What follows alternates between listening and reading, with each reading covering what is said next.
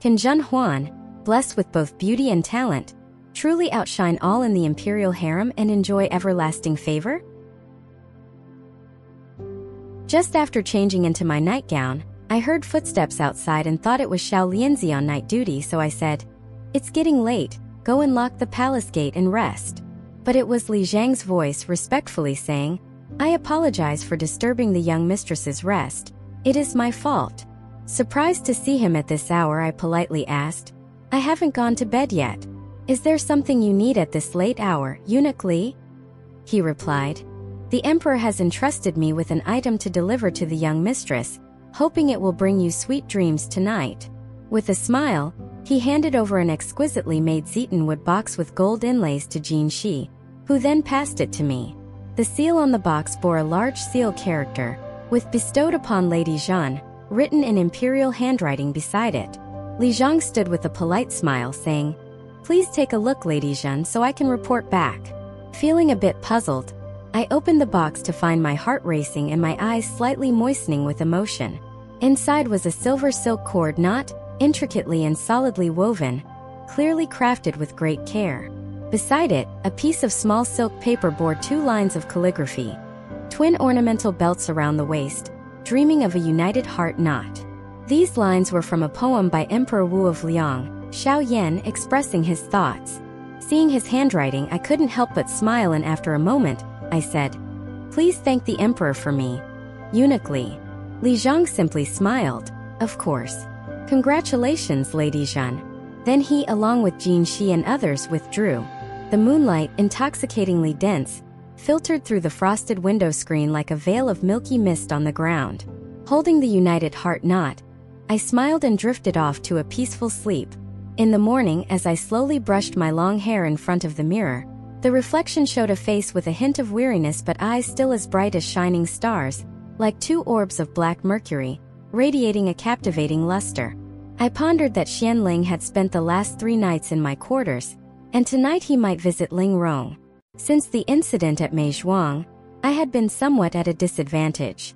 I had thought that with Ling Rong's favor, Consort Hua and others wouldn't dare to trouble me much. Now it seemed relying on others is not as good as relying on oneself.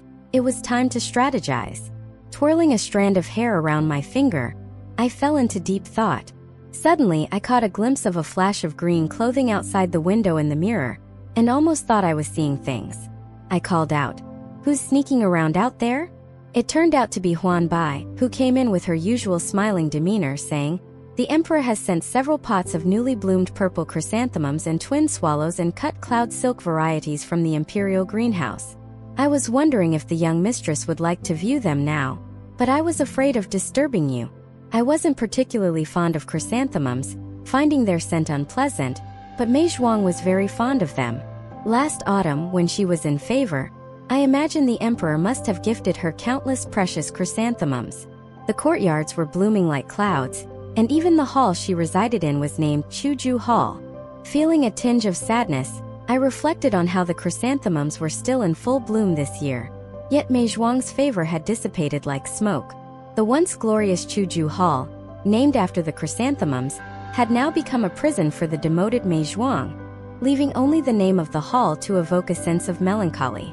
A thought struck me, and I glanced at Huan Bai, casually instructing, "Have someone place them in the corridor to be well taken care of, and I'll go and see them later." After a pause, I added, "The jewelry the Emperor awarded yesterday was quite nice. Pick some good pieces and send them to Anmarin, Fengshui, and Xian Guifei. Also, tell Fengshui that I will come over to chat with her tomorrow night." Huan Bai acknowledged and gracefully left. Watching her graceful figure disappear behind the curtain, I suddenly had a clear plan in mind, lost in deep thought. In the evening, since Xian Ling did not come to my palace, I took Jin Shi and Pinner to visit Chao Jieyu at Hisu Hall. It seemed to be an unexpected visit for Chao Jieyu, especially with the recent incident involving Princess Wen Yi, which left her somewhat uneasy. I warmly took her hand and said, "I've been missing the princess and wanted to come and see her. You wouldn't be unwelcoming, would you?" Seeing my polite approach, she hurriedly invited me in, ordering the palace maids to serve tea as hospitality. How could I not? "I've been hoping for your visit, but I was afraid you were still upset with me for my foolishness." Sitting down together, I accepted the tea offered by a palace maid, gently blowing away the froth and said, "It's embarrassing for me to hear Chow's sister speak like this. That day's incident was just a misunderstanding. I was worried you might still be holding on to it, so I came to clear the air. We all serve the emperor together. We should be united, not let a small misunderstanding damage our relationship." Chow Jiayu nodded in agreement, her eyes welling up with moisture as she held my hand.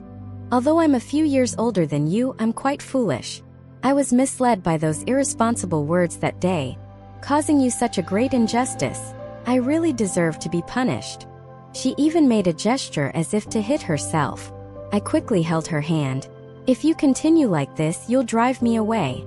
It was all because of the palace maid's gossip, which caused a rift between us for no reason. It wasn't your fault.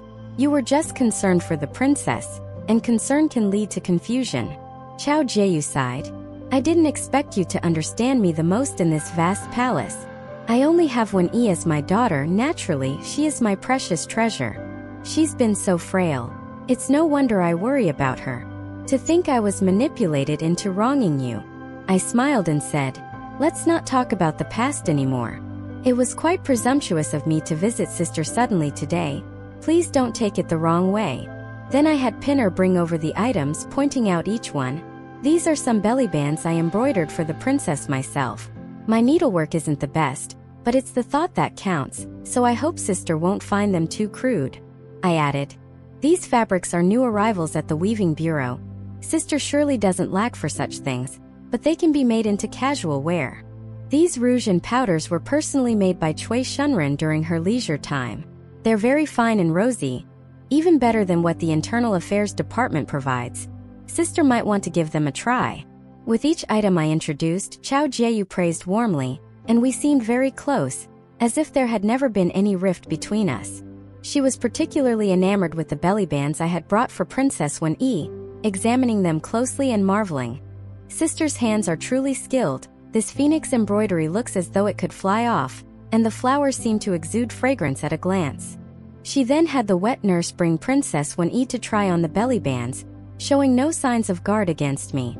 I watched everything with a smile, held Princess Wen Yi for a while, and then whispered to Chow Jiayu, "These are just ordinary items, but there's something special I'd like to give to sister, which might not be suitable to discuss here. Could we go to the inner chamber?" Chow Jiayu thought for a moment and agreed, leading me into the inner chamber. The room was cool and dimly lit, with layers of sheer curtains silently reaching the floor. The bed was covered with a thin rose-purple brocade quilt, and the table in front of the bed held a shoulder-high vase with some fresh flowers, not overly luxurious. I took out a small enamel and gold inlaid box from my sleeve and said solemnly, "I must insist that sister accepts this." Chow Jiayu was slightly taken aback by my seriousness. "What's all this about, sister?" She sat me down and opened the box, her expression turning to shock and disbelief. "Such a precious gift, I really cannot accept it. Please take it back." I firmly said, "I have a favor to ask of sister. By refusing this, aren't you refusing me?" Chow Jiayu carefully set the box aside and said softly, "Whatever it is, sister, just tell me. I won't refuse if I can help." I dropped the smile and with tears in my eyes said, "Consort Hua is noble and elegant, and I truly admire her. But I don't know how I've offended her, leading to her misunderstanding of me, preventing me from being close to her grace." I started to cry softly. "I'm so lonely in this vast palace, and now with Shenchong being confined, I feel even more isolated. I hope sister can have mercy on me." Chow Jiayu was surprised and comforted me. "Why would you say that? You are dearly loved by the emperor and are like sisters within Marin. Why would you say such things?" I wept. "What favor do I truly have? It's just that the emperor finds me novel and visited a few more times. I'm afraid it won't be long before I'm forgotten, and sister is not savvy. Seeing the emperor favoring her more and more, I don't know where I will stand in the future." Hearing this, Chow Jiayu's eyes also reddened and she sighed. "You're making me sad by saying this. I'm in a similar situation. Although I have a child, she's just a princess and can't support me." I hurriedly said, "Consort Hua trusts sister a lot. I hope sister can speak well of me in front of her. Just one day of her care would mean the world to me." I then picked up a handkerchief to silently wipe the tears from my cheeks. Xiao Jieyu consoled me for a while, saying, "With such sincerity, Her Highness must understand your feelings. But please take back this gift. I will try my best to speak well of you in front of Her Highness." Moved, I replied, "If it's like that, I would be willing to work like a horse or dog for Her Highness and sister." Then I opened the box again in front of Xiao Jieyu. This box of honey-blended incense was bestowed by the emperor, said to be a tribute from Nanzhao, and there's only this one box. I hope sister won't disdain it and accept it. Xiao Jieyu hurriedly responded, "This item is far too precious. Giving away such a gift freely might not be well perceived by others." I smiled. If sister is willing to help me, that's more precious than anything. Why would I begrudge a box of spices in front of sister? Moreover, this was a private reward from the emperor, not recorded officially. After a pause, I added, "This honey-blended incense is subtly fragrant, almost imperceptible, but its scent lingers on clothes for a long time, unlike ordinary spices. I have little fortune, so if sister could kindly accept it," I added, "just make sure no one else knows about it." After some back and forth, Xiao Jieyu finally accepted it with a smile and placed it on the dressing table in the inner chamber. After a long chat, I took my leave. Back in Xian Hall, I lifted my sleeve to smell the faint scent of the honey-blended incense, its delicate fragrance barely noticeable unless paid close attention to, bringing a smile to my lips. Xiao Lianzi came in and reported, "Just after you left, Yin Xiu from Xiao Jieyu's palace secretly threw out all the items you had given. I expected as much. She wouldn't truly accept my gifts." My concern wasn't there, so I raised an eyebrow. "Did she throw out the incense as well?" Xiao Lianzi, puzzled, said, "What incense? I didn't see any." I smiled slightly. "Understood. That will be all, you may go." "Jean," she commented. "Young mistress seems so sure that Xiao Jieyu would accept the honey-blended incense." After the long conversation with Xiao Jieyu, my throat was dry. I picked up the blue and white porcelain teacup, drinking half of it in one gulp. My nails, freshly dyed with hibiscus last night, were vividly beautiful, catching my eye. I appeared nonchalant as I spoke. Being under consort Hua for so long, she wouldn't dare overstep her bounds.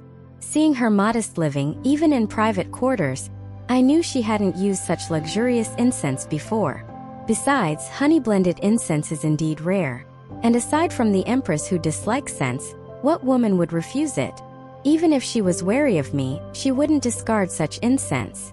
I set down the cup with a smile. Those who can't let go of luxury and honor can never make a significant impact. "Jean," she said, "with young mistress so confident, I'm relieved." She added with a laugh, "I've been with young mistress for almost a year now, and I'm truly impressed by your keen insight into people's hearts." I responded lightly, "What insight into people's hearts? It's just about thinking a bit more before speaking." I scoffed softly. "Human hearts are the hardest to gauge. With my limited skills I might guess, but guessing accurately is another matter." "Jean," she playfully said, "as long as young mistress can guess the emperor's intentions, that's more than enough." I cherished my nails, slipping on the nail guards, and gently admired the pearl embedded on the golden protector, musing, "In this harem, to rise, one must accurately guess the emperor's thoughts.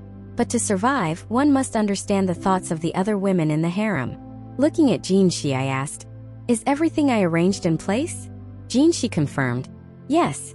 Xiao Yunzi, Xiao Lianzi, and I have made all the arrangements securely, without anyone else knowing." I smiled lightly. "That's good. Let's not waste the effort put into that box of honey-blended incense. It's indeed a treasure." Follow us to avoid getting lost and enjoy endless exciting stories. For more content, please go to the Story Wall homepage to view more exciting novels.